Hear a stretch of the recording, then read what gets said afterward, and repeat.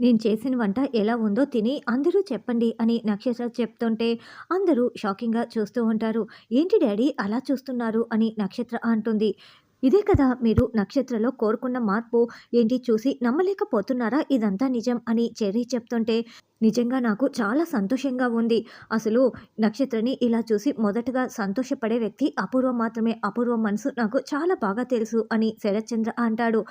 సంతోషించే రెండో వ్యక్తిని నేనేనని గోరింటాకు అంటుంది. నాన్న ఇప్పుడు మీరు హ్యాపీయే కదా అని చెర్రీ అనడంతో అవునని కేపీ అంటాడు. ఇక తిని రుచి చూసి చెప్పండని నక్షత్ర అనడంతో అమృతంలా ఉంది అని అందరూ నక్షత్ర వంటని మెచ్చుకుంటూ ఉంటే అపూర్వ కూడా రుచి చూసి అవును బాగుందే అని చాలా షాకింగ్‌గా చెప్తూ ఉంటుంది. మీరా నువ్వేమీ అనుకోవద్దు నీకంటే బాగా తయారు చేసింది నక్షత్ర అని కేపీ అనడంతో అయ్యో! నా కోడలు నాకంటే బాగా చేస్తే నాకు అంతకన్నా సంతోషం ఇంకేం ఉందండి అని మీరా అంటుంది. చెర్రీ తింటూ అబ్బా! అని చేతిని చూసుకుంటూ ఉండటంతో అంటే ఏమైంది చెర్రీ అని నక్షత్ర అంటుంది. నీకు వంటలో హెల్ప్ చేశాను కదా! అందుకే కాస్త కాలిందిలే అని చెర్రీ చెప్తాడు. ఉంటూ నేను తినిపిస్తానని నక్షత్ర గోరుముద్దలు తినిపిస్తూ ఉంటుంది. డ్యాడీ మమ్మీకి ఏదైనా అవుతే నువ్వు కూడా ఇలాగే తినిపిస్తావు కదా! నేను తినిపించటంలో తప్పేమైనా ఉందా అని నక్షత్ర అంటే ఏ మాత్రం తప్పు లేదు నక్షత్ర. మీ ఇద్దరిని ఇలా చూస్తుంటే నాకు చాలా సంతోషంగా ఉంది అని శరత్చంద్ర అంటాడు.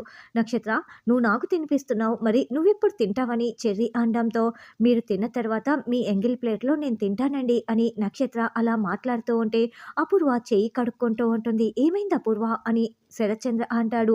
నక్షత్ర ఇంత బాగా మారిపోవటంతో నాకు కడుపు నిండిపోయింది. అందుకే నేను తినకుండా వెళ్తున్నానని అపూర్వ కోపంగా వెళ్తుంది. తర్వాత గగన్ వాళ్ళందరూ భోంచేస్తూ గగన్ అయితే భూమి కళ్ళలో కళ్ళు పెట్టి చూస్తూ మురిసిపోతూ చాలా సంతోషంగా తింటూ ఉంటాడు. భూమి కూడా గగన్ అలా చూస్తూ ఉండటంతో చాలా సంతోషపడుతూ ఉంటుంది. శివ అయితే బిందు మాట్లాడిన మాటల్ని తలుచుకుంటూ చాలా బాధపడుతూ ఉంటాడు. శివ ఎందుకలా ఉన్నావు? ఇదిగో తిను అంటూ పూరి తన ప్లేట్‌లో ఉన్న ఎంగిలి ముద్దని శివ ప్లేట్‌లో పెడుతుంది. ఎందుకని శివ అంటే ఏం కాదు తిను అంటూ పూరి మురిసిపోతూ ఉంటుంది. ఏంటి వదిన ఈ సమయంలో అలా పువ్వులు పెట్టుకున్నావని పూరి అడగడంతో నేను కాదు ఇదిగో మీ అన్నయ్యే పెట్టాడు. కావాలంటే దేవుడి దగ్గర పూల బుట్ట ఉంది. నువ్వు కూడా ఎన్ని పువ్వులు కావాలంటే అన్ని పువ్వులు పెట్టుకోవచ్చని భూమి చెప్తుంది. ఏంటి పూల బుట్ట ఉందా? అని పూరి అడగటంతో ఆ! పూలు తీసుకురమ్మంటే మీ అన్నయ్య ఏకంగా పూల బుట్టనే తీసుకువచ్చాడు అని భూమి చెప్పటంతో అప్పుడే గగన్‌కి పొరమాలుతూ ఉంటుంది. దగ్గుతూ ఉంటాడు. అయ్యో! చూసుకోవాలి కదా! అని భూమి, శారద ఒకటేసారి గగన్‌కి నీళ్లు తాగిస్తూ ఉంటారు. నీ విషయంలో మీ అమ్మ అయితే ఎలా స్పందిస్తుందో కరెక్ట్‌గా భూమి కూడా అలాగే ఆలోచిస్తుంది అని కేపీ చెప్పిన మాటల్ని గుర్తు చేసుకుంటూ గగన్ మళ్ళీ భూమి కళ్ళలో కళ్ళు పెట్టి చూస్తూ చాలా సంతోషపడుతూ ఉంటాడు. అన్నయ్యని ఎవరో తలుచుకుంటున్నట్లు ఉన్నారు అని పూరి అనడంతో నేను తప్పిస్తే మీ అన్నయ్యని ఇంకెవరు తలుచుకుంటారు అని భూమి అంటుంది. ఏ మా అన్నయ్య చాలా అందగాడు ఎవరైనా తలుచుకుంటూ ఉండొచ్చు అని పూరి అంటే నేను కాకుండా ఇంకెవరైనా తలుచుకున్నారే అనుకో వాళ్ళు నా చేతిలో చస్తారని భూమి చెప్పటంతో అందరూ నవ్వుతూ ఉంటారు. అందరూ లేచి వెళ్ళిన తర్వాత నక్షత్ర చెర్రీ తిన్న ఎంగిలి ప్లేటుని ముందర పెట్టుకొని అన్నం తినబోతూ ఉంటే సరిగ్గా అప్పుడే అపూర్వ వచ్చి ఏం చేస్తున్నావు నక్షత్ర నీకు బుద్ధుందా? ఆ చెర్రీ గాడి ఎంగిలి ప్లేటులో నువ్వు అన్నం తినటం ఏంటి? నువ్వు తినటానికి వీల్లేదు అని అపూర్వ లాక్కుంటూ ఉంటుంది. మమ్మీ ఇది ఎంగిలి ప్లేట్ కాదు బంగారు కంచం. నా భర్త తినిన కంచం బంగారు కంచంతో సమానం. ఇలా ఇచ్చేసేయ్ మమ్మీ అని నక్షత్ర లాగుతూ ఉంటుంది. లేదు నేను తిననివ్వను అని ఇద్దరూ ప్లేటుని లాగుతూ గొడవ పడుతూ ఉంటారు. ఏ మీరిద్దరూ అడుక్కుండే వాళ్ళలాగా ముష్టి యుద్ధం చేస్తున్నారేంటని గోరింటాకు అనడంతో చూసావా మమ్మీ మనం గొడవ పడుతూ ఉంటే ఈ గోరింటాకు దేంతో పోలుస్తోందో నా ప్రాణాన్ని నేను కాపాడుకోవాలంటే నేను ఈ ప్లేట్‌లో నా భర్త తినిన ఎంగిలి ప్లేట్‌లో అన్నం తినాల్సిందే. ఇలా ఇచ్చేసేయ్ మమ్మీ అని నక్షత్ర కోపంగా అపూర్వ చేతిలో ఉన్న ప్లేటుని లాక్కునేస్తుంది. నక్షత్ర తినబోతూ ఉంటే అపూర్వ వామిటింగ్ చేసుకున్న ఫేస్ పెట్టేస్తుంది. ఏంటే అసలు ఆ చెర్రీగాడు నిన్నేం చేసి ఇలా మాయ చేశాడు? చెప్పవే చెప్పు అని అపూర్వ అంటే మమ్మీ నేను రియలైజ్ అయిపోయాను. అయినా కూడా వాడు ఎప్పుడైతే చావు వరకు వెళ్ళి మళ్ళీ తిరిగి వచ్చాడో అప్పుడే జీవితాంతం వాడు నా భర్త అని నేను ఫిక్స్ అయిపోయాను. ఇక జీవితాంతం కాపురం చేయాల్సిందే వాడే నా భర్త. భర్తని ప్రేమగా ప్రాణంగా చూసుకోవాలి మమ్మీ. నన్ను తిననివ్వు అని నక్షత్ర అంటుంది. అయ్యో! ఎందుకే నువ్వు ఇలా మారిపోయావు? నాకు ఏమీ అర్థం కావటం లేదు అని అపూర్వ అంటే ఇక బెడ్‌రూమ్‌లో ఉన్న చెర్రీ ఏయ్! నక్షు డార్లింగ్ ఎంతసేపు నీ కోసం వెయిట్ చేయాలి. త్వరగా వస్తావా లేదా అని చెర్రీ కేకలు పెడుతూ ఉంటాడు. ఆ! వస్తున్నానండి అంటూ నక్షత్ర పూర్తిగా కూడా భోంచేయకుండా చెయ్యి కడుక్కొని పరుగులు పెడుతూ ఉంటే, "ఏయ్! ఆగవే నక్షత్ర ఎక్కడికి వెళ్తున్నావు?" అని అపూర్వ గట్టిగా పట్టుకునేస్తుంది. "ఆగు మమ్మీ నా భర్త దగ్గరికి నేను పోవాలి కదా! పాలు, ముడి పాలు ఉంటాయి కదా రాత్రికని." నక్షత్ర అంటే, "ఏం చేస్తున్నావే నువ్వు?" అని అపూర్వ తెగ టెన్షన్ పడుతూ ఉంటుంది. అంటే వయసైన నాకే పెళ్లి చేసుకొని పిల్లలు కనాలని ఉంది. మరి నక్షత్రకి ఉంటుంది కదా అపూర్వ అని గోరింటాకు అనడంతో పిన్ని నోరు మూస్తావా అంటూ అపూర్వ గోరింటాకు చెంప పగలగొడుతుంది.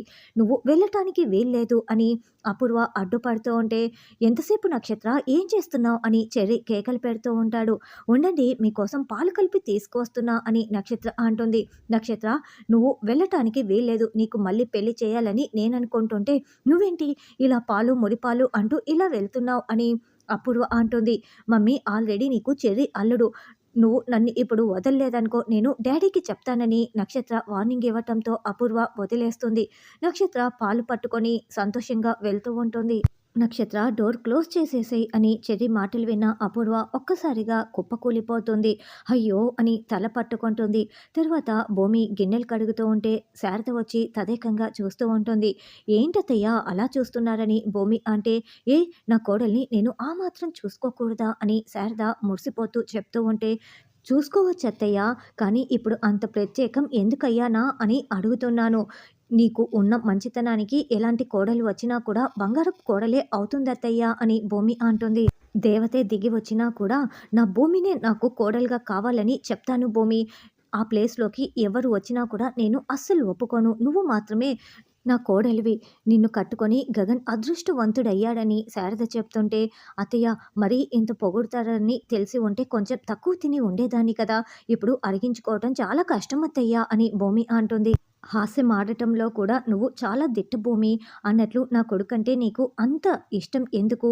ఏదో ప్రత్యేకత ఉంది. అదేంటో చెప్పు భూమి నాకు అర్థమవుతోందని శారద అంటే, అదేం లేదత్తయ్య అని భూమి అంటుంది. లేదు లేదు ఏదో ప్రత్యేకత ఉంది చెప్పు భూమి అని శారద అనడంతో, దేవుడంటే మీకు ఎందుకత్తయ్య ఇష్టం? ఎవరైనా మన ప్రాణాలను కాపాడితే మనం కూడా ఆ దేవుడితో సమానంగా భావిస్తాం కదా అని భూమి అంటే, నువ్వు టాపిక్ డైవర్ట్ చేస్తున్నావు భూమి, నేను అడిగిన ప్రశ్న ఏంటి అని శారద అంటుంది. లేదత్తయ్య ఆ విషయానికే వస్తున్నాను. చిన్నప్పుడు మా అమ్మ నన్ను కని బొమ్మల ఫ్యాక్టరీలో నుండి బయటికి విసిరివేసింది. అప్పుడు నేను ఏ కుక్క నోటికి చిక్కకుండా నన్ను కాపాడింది బావే అత్తయ్య అని భూమి చెప్పటంతో ఆ సంఘటన చూపిస్తూ ఉంటారు. శారద కూడా గుర్తు చేసుకుంటూ ఉంటుంది. అంటే చిన్నప్పుడు దొరికిన గగన్‌కి దొరికిన ఆ పాపవి నువ్వే నా భూమి అని శారద కన్నీళ్లు కారుస్తూ సంతోషపడుతూ ఉంటే, "అత్తయ్య బావ నన్ను కాపాడాడు. బావ ముందు మోకరిల్లి దండం పెట్టాలత్తయ్య" అని భూమి చెప్తుంటే, "అయ్యో భూమి ఇన్ని రోజులు ఈ విషయం ఎందుకు చెప్పలేదని" శారద అంటుంది. "చెప్పాల్సిన సందర్భం రాలేదత్తయ్య" అని భూమి అంటే, "అయ్యో భూమి ఇది సందర్భం వస్తే కానీ చెప్పకూడదా? నువ్వు ఎప్పుడూ చెప్పి ఉండాల్సింది. ఆ రోజు నిన్ను పూల బుట్టలో పెట్టి రౌడీలు వెంబడిస్తూ ఉంటే గగన్ నిన్ను కాపాడే ప్రయత్నం చేశాడు. కానీ రౌడీలు వెంబడిస్తూ ఉండటంతో నేనే గగన్‌ని ఆపేశాను. అప్పుడు మేము చాలా కష్టాలు పడ్డాము. అయినా కూడా నిన్ను దూరం చేసుకున్న బాధ వాడిలో చాలా రోజులు అలాగే ఉండిపోయింది. వెళ్ళమ్మా వెళ్ళు. నువ్వే ఆ చిన్న పాపవని వెళ్ళి గగన్‌కి నిజం చెప్పేసేయ్" అని శారద చెప్తుంటే, "వద్దత్తయ్య నా గుర్తుగా బావ ఒక మువ్వని దాచుకున్నాడు. అది అలాగే నా చిన్ననాటి వస్తువులు అపూర్వ తీసుకొని ఎక్కడో దాచేసింది. ఆ మువ్వ దొరికినప్పుడు ఆ మువ్వని బావకి చూపిస్తూ, నేనే చిన్ననాడు నువ్వు నన్ను కాపాడావు అంటూ చెప్తానత్తయ్య. అప్పుడే బావకి నమ్మకం వస్తుంది. ఆ మువ్వని చూపిస్తూ మాత్రమే ఈ నిజం బయట పెడతానత్తయ్య" అని భూమి చెప్తుంది.